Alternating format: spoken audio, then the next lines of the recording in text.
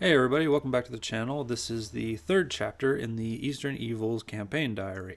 When last we left our heroes, the party, composed of Hoss, Bruce, and Joff, had headed north to the small village of Orlane at the behest of Archmage Vargasel of the Mages Guild. They had been hired to try and find Archmage Vargasel's missing explorer friend, Douven Stahl. While on the road, they were attacked by a small band of kobolds, but were able to survive the encounter unscathed and arrived at the village. While there, they talked with Lord Sean and Valthrin the Prescient and Elian the Farmer, who detailed that Douven Stahl had headed west to a small dragon burial site in the looks for some sorts of artifacts from a bygone era or some such.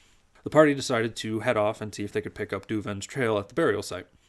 On the road to the burial site, they were then attacked by another band of kobolds, more heavily armed and armored and angry. So, now we pick up this session, having survived that encounter and headed toward the burial site. Having survived the encounter with the kobolds, the party then continues along their hunt for Douven Stahl. Finding the old hunting trail mentioned by Elian the Farmer, they continue west towards the burial site. After a few hours of hiking along this hunting trail, they emerge into a clearing, which is dominated by this large open pit. Moving to the edge of this pit, they look down and see 4 armed guards, as well as 2 gnarly-looking mastiffs. The party does not recognize any of the 4 individuals. There's a human, a half-orc, a gnome, and a halfling. All of them are armored, and all of them are armed. Hoss calls down to these folks and asks them who they are and if they know Douven Stahl. The human declares that yes, Douven had hired them, and Douven had just gone off into the woods for a little bit, and he would be back momentarily. The human then also asks the adventurers to come down and investigate what they had discovered. However, the druid immediately senses that something is wrong. He can tell that there is something off about these characters, so the party decides to remain on the hill. Once the party shows no intention of listening to the human and coming down into the pit, the human turns to his companions and shouts, "Get them!" The 4 bandits and the 3 heroes immediately go into initiative. Opening move, the druid throws up Entangle and wraps up most of the bandits, causing them to not be able to get into immediate combat. Hoss and Joff immediately draw bows and begin firing. The human bandit leader immediately turns to his dogs and declares for them to attack, and they rush up the hill. As the battle rages on, the heroes and bandits both seem to be trying to keep each other alive. The heroes obviously want to interrogate these bandits and find out information, but why are the bandits keeping them alive? During the battle, however, the same cannot be said of one of the mastiffs owned by the bandits. One of the bandits' mastiffs is killed outright in the combat. It's a rather extensive battle, but eventually the heroes fall, and the bandits are able to win.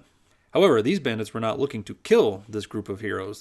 These bandits were looking to capture this group of heroes because they had been hired by a certain individual who wanted to pay the bandits for every person who was returned to them alive. The party awakens roughly an hour later, with night falling and themselves found tied to trees. Their mouths had been gagged, including Hoss's, though he did not have a mouth and thus could speak freely anyways.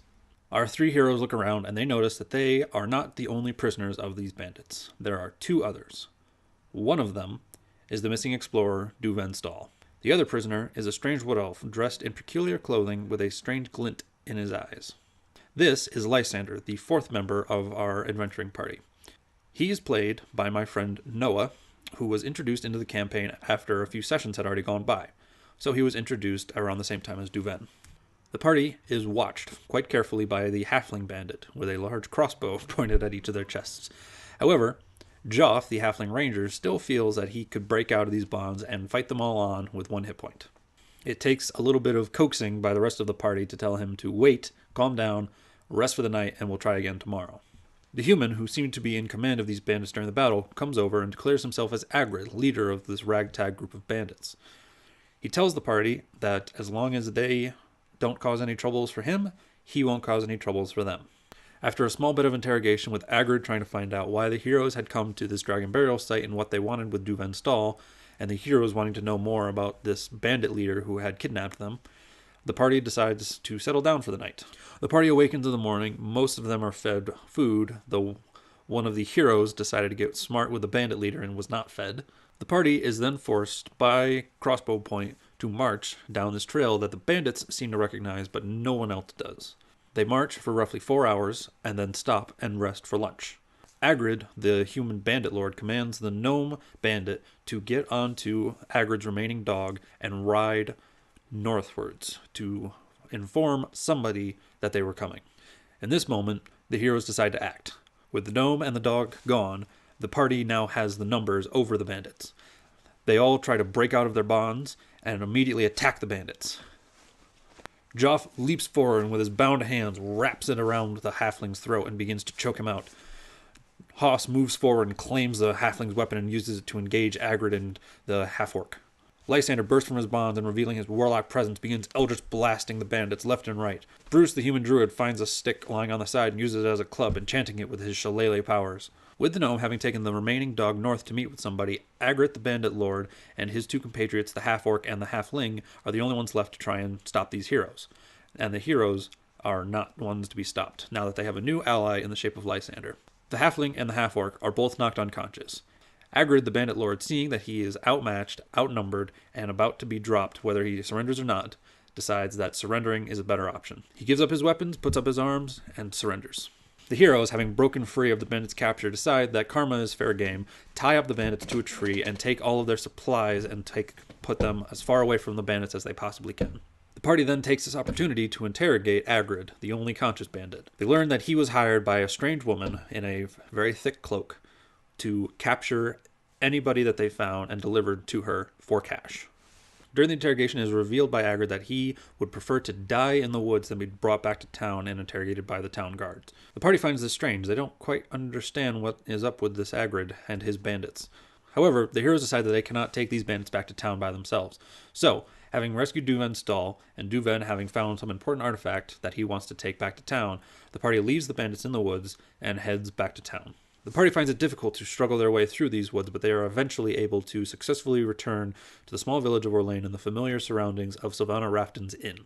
Once there, they decide to meet with Lord Sean and tell him about the bandits that they had captured in the woods. Discussing what had happened with Lord Sean, they reveal to him that the bandits had been led by a man named Agrid, who had been captured and was currently tied up alone in the woods. Lord Sean finds this information very interesting and immediately turns to his captain of the guard and has a private conversation. However, Bruce, the human druid, has very good hearing and is able to detect that Lord Sean wants Captain Kelpham to take as many of the guards as can be spared and immediately go to the area where the bandits had been captured and bring them back to town before they could escape. The party finds this information very interesting. They had not really understood why Agrid was so afraid to come back to town, and now Lord Sean was commanding all of the guards to go capture these guys? What was going on? However, night has already fallen and the guards cannot leave until the morning, so the heroes know they can get at least one good night's rest in the inn.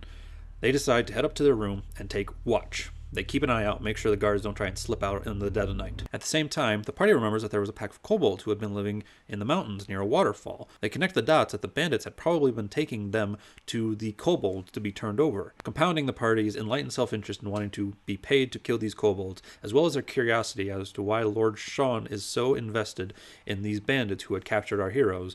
The party decides to follow the guards over to where the bandits have been captured, using the idea of heading to the waterfall as the excuse for why they are following the guards.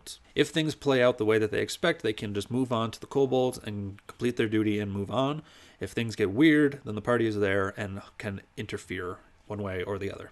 Dawn arrives, the guards have just barely left. The heroes decide to set off almost immediately, following the guards' trail. And that's where we're going to end the session today. Thank you guys so much for watching. I'm sure you guys will have plenty of questions. Feel free to leave them in the blah blah down below. I'm happy to answer any questions you might have. For example, why did I TPK my entire party against a group of bandits? Or am I running this through a pre-established adventure because maybe you've heard of it? Feel free to leave those all in the blah blah. I will answer any questions at all. And what do you guys think is happening? What do you think is going on with the town guard, Lord Sean, and Agrid the bandit leader? I'd love to hear your guys' theories. But thank you all so much for watching. As always, feel free to leave a like, leave a comment in the blah blah, share, all that sort of blah blah. I hope you enjoy it. Campaign is still going strong, so more interesting things are going to happen. And I hope you guys have a lovely day. And until I see you next time, take care.